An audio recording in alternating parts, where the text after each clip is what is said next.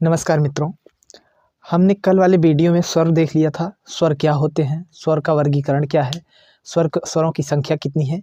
दोस्तों, हमने स्वरों को देख लिया था, अर्थात जो वर्ण विचार चल रहा था, वर्ण विचार को दो भागों में पढ़ना था हमें, पहला स्वर दूसरा व्यंजन। तो हमने स्वर कंप्लीट कर लिया है। आज हम देखेंगे व्यंजन। क्या देखेंगे? व्यंजन। व्यंजन किसे कहते हैं, व्यंजन क्या होते हैं। तो स्टार्ट करते हैं। व्यंजन क्या स्टार्ट करते हैं दोस्तों? व्यंजन। व्यंजन। अब व्यंजन किसे कहते हैं?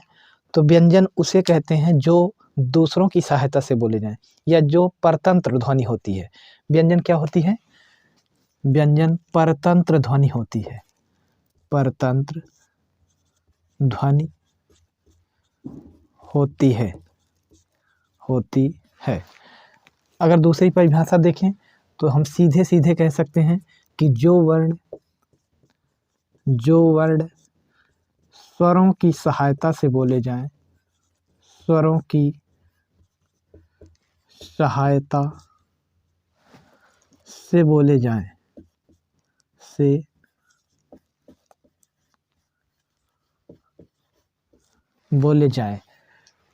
उसे क्या कहेंगे? व्यंजन कहेंगे। जो वर्ण स्वरों की सहायता से बोले जाएं उसे व्यंजन कहेंगे।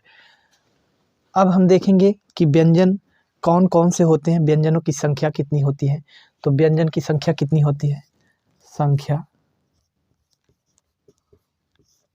कितनी होती है दोस्तों? 33। कितनी होती है? 33। अब 33 व्यंजन कितने रूपों में बांटे गए, कितने भागों में बांटे गए, तो हम इसको देखते हैं कि 33 व्यंजन कितने भागों में बांटे गए। तो 3 भागों में। कितने भागों में दोस्तों? 3 भागों में। कौन कौन से? तो पहला देखते हैं। पहले को स्पर्शी व्यंजन कहा जाता है। स्पर्शी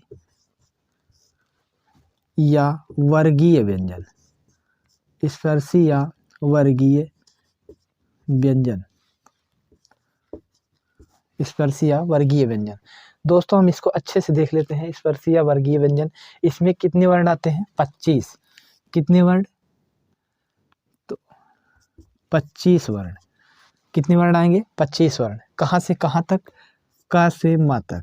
कहाँ से कहाँ तक? का से मा तक को स्पर्शीय व्यंजन या वर्गीय व्यंजन कहा जाता है। स्पर्शीय या वर्गीय व्यंजन 25 वर्ण होते हैं, का से मा तक होते हैं। हम देख लेते हैं यहीं पर कौन कौन से। तो स्टार्ट करते हैं। का वर्ग। पहला क्या है? का वर्ग।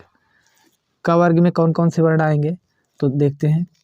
क, ख, ग, घ, ङ।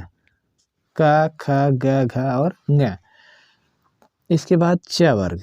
इसके बाद क्या दोस्तों? च वर्ग। च वर्ग में क्या क्या आएगा? च,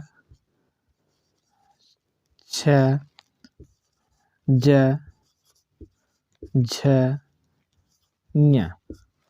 च, छ, ज, झ, ञ। दोस्तों, हमसे पूछा जाता है कि हिंदी वर्णमाला में कौन सा अमानक वर्ण होता है।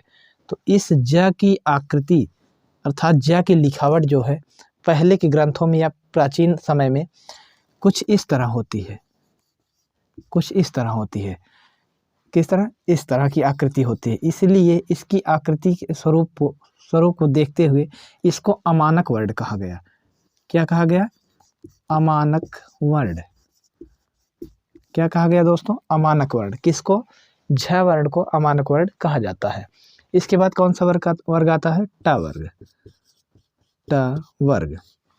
ट वर्ग में कौन कौन से वर्ण आएंगे? तो ट, ठ, ड, ढ, ड़। ट, ठ, ड, ढ, ड़। दोस्तों, अभी हम बाद में बात करेंगे उक्षिप्त व्यंजन। यही दो व्यंजन इस तरह से जब लिखे जाएंगे तो वे हिंदी के ड, ढ होंगे, लेकिन यही आगे चलकर जब उक्षिप्त व्यंजन हो जाएंगे, अभी हम बाद में बात कर लेंगे। इसको देखते हैं। इसके बाद आता है त वर्ग। क्या आता है दोस्तों? त वर्ग। त वर्ग में कौन कौन से व्यंजन आएंगे? तो त, थ, द, ध और न। दोस्तों, इस त वर्ग में थ और ध ऐसे वर्ण हैं ऐसे वर्ण जिनमें हुंडी लग जाए, क्या लग जाए, ऊपर हुंडी लग जाए, उनके ऊपर से सिरो रेखा नहीं गुजारी जाती। इसके बाद है प वर्ग। क्या है दोस्तों, प वर्ग। अगर हम इसको देखना चाहते उदाहरण में देख लेते हैं, जैसे तथागत, तथागत। अब हम अगर इसके ऊपर से सिरो रेखा गुजार देते हैं तो ये गलत हो जाएगा, इसलिए ऐसे लिखा जाता है तथागत। इसके ऊपर जिसमें हुंडी लगी रहती है उस पर सिरो रेखा नहीं गुजारी जाती। इसके बाद देखते हैं क्या है प वर्ग। प वर्ग में कौन कौन से वर्ण आएंगे, प, फ, प, फ और ब, भ और म। प, फ और प, फ, ब, भ और म। ये क्या हो गए, स्पर्शी व्यंजन। कितने हो गए, 25। हम गिन लेते हैं, 1 2 3 4 5। जब इसमें 5 हो गए तो कितने वर्ग हो गए, 1 2 3 4 5, 5 5 25। ये कितने वर्ण मिल गए हमको, 25 वर्ण। कितने वर्ण मिल गए दोस्तों, 25 वर्ण। इसको कहा जाता है स्पर्शी व्यंजन। इसके बाद दूसरा क्या है, दूसरे को कहा जाता है अंतस्थ व्यंजन। क्या कहा जाता है, अंतस्थ व्यंजन। अंतस्थ व्यंजन क्या कहा गया दोस्तों, अंतस्थ व्यंजन। और अंतस्थ व्यंजन की संख्या कितनी होती है, 4। कितनी होती है, 4। कौन कौन से, या, र, ल और व। ये चारों एक साथ आएंगे तभी अंतस्थ कहलाएंगे। या, र, ल, व अगर एक साथ आते हैं तब अंतस्थ होंगे, लेकिन अलग अलग आते हैं तो इनकी उच्चारण ध्वनियाँ अलग हो जाती हैं, बाद में बताया जाएगा आपको। और यहीं पर हम ध्यान दे लेंगे, ये य वर्ण और व वर्ण ये दोनों क्या होते हैं, ये दोनों अर्धस्वर होते हैं, अर्ध स्वर वर्ण कहलाते हैं या अर्धस्वर व्यंजन कहलाते हैं। इसके बाद क्या है दोस्तों, इसके बाद कौन सा प्रकार है, तीसरा है ऊष्म। कौन सा, ऊष्म व्यंजन। ऊष्म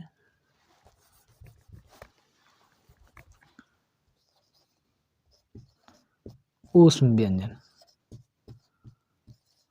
ऊष्म व्यंजन, ऊष्म व्यंजनों की संख्या कितनी है, 4। कौन कौन सा, श जिसे हम बड़ा सा कहते हैं। इसके बाद श जिसे हम मूर्धन्य सा कहा जाता है, जिसे मूर्धन्य सा कहते हैं। इसके बाद श अर्थात जिसे दंत सा कहा जाता है। इसके बाद आता है ह। ये दोस्तों 33 संख्या जो हमारे व्यंजन थे 33, इनके भाग हो गए। क्या हो गया, स्पर्शी व्यंजन जिसकी संख्या 25 होती है, अंतस्थ व्यंजन जिसकी संख्या 4 मानी गई है, ऊष्म व्यंजन जिसकी संख्या भी 4 मानी गई है। अब हम देख लेते हैं 25, 25 4 29 और 4 33। कितने वर्ण मिल गए, 33 वर्ण। तो दोस्तों अब हम देख लेते हैं जो हम वर्ण लिखते हैं, वर्ण का एक स्वरूप कैसे बनता है, तो इसको यहीं बगल में देख लेते हैं। नहीं तो हमें ये जो ङ है और ये पंचमाक्षर, अनुस्वार, उच्छिप्त व्यंजन, ये सब नहीं समझ में आएंगे। तो देख लेते हैं यहीं पे एक वर्ण का निर्माण कैसे होता है, तो इसे कहा जाता है सिरो रेखा। क्या कहा जाता है, सिरो रेखा। क्या कहा गया, सिरो रेखा। और इसे कहा गया खड़ी पाई, खड़ी पाई। क्या कहा गया दोस्तों, खड़ी पाई। अब हम देखते हैं जो ऊपर बिंदी लगती है, ऊपर बिंदु लगता है, इसे क्या कहा जाता है, अनुस्वार, अनुस्वार बिंदु, अनुस्वार बिंदु। अनुस्वार हम पढ़ चुके हैं स्वरों में कि अनुस्वार क्या होते हैं। इसके बाद एक चिन्ह यहाँ, एक बिंदी यहाँ लगती है, इसको कहा जाता है पंचमाक्षर। क्या कहा जाता है, पंचमाक्षर। जो केवल एक वर्ण पे लगती है, वो भी क वर्ग के पंचमाक्षर वर्ण पे, इसी को पंचमाक्षर बिंदु कहा गया, ङ को। इसके बाद यहाँ एक बिंदी लगती है, इसे कहा जाता है उच्छिप्त या ताड़ित जात, उच्छिप्त व्यंजन या उच्छिप्त बिंदु, बिंदु या इसी को क्या कहते हैं, ताड़ित जात, ताड़ित जात बिंदु,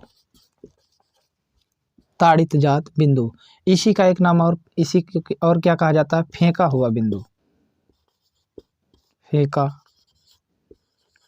हुआ बिंदु, फेंका हुआ बिंदु क्या कहा जाता है, फेंका हुआ बिंदु। एक चिन्ह यहाँ मिलता है, इसे कहते हैं नुक्ता। क्या कहते हैं दोस्तों, नुक्ता कहा जाता है। अब नुक्ता कहाँ कहाँ लगता है, किन किन वर्डों पर लगता है, तो देखते हैं यही नुक्ता देख लेते हैं। एक हो गया नुक्ता का, ख, ग, ज और फ। अभी दोस्तों ये कौन से लिपि के वर्ण है, तो हिंदी लिपि अर्थात देवनागरी लिपि के वर्ण है, का, ख, ग, ज, फ। जैसे ही इनके नीचे, इनके बगल में बिंदु लगाते हैं, ये अरबी फारसी भाषा लिपि के वर्ण हो जाते हैं। अब ये कौन से हो गए, अरबी फारसी के, अरबी फारसी, अरबी और फारसी भाषा के वर्ण हो गए। तो दोस्तों ये आज व्यंजन का वर्गीकरण था। आज के लिए इतना ही, मिलते हैं नेक्स्ट वीडियो में।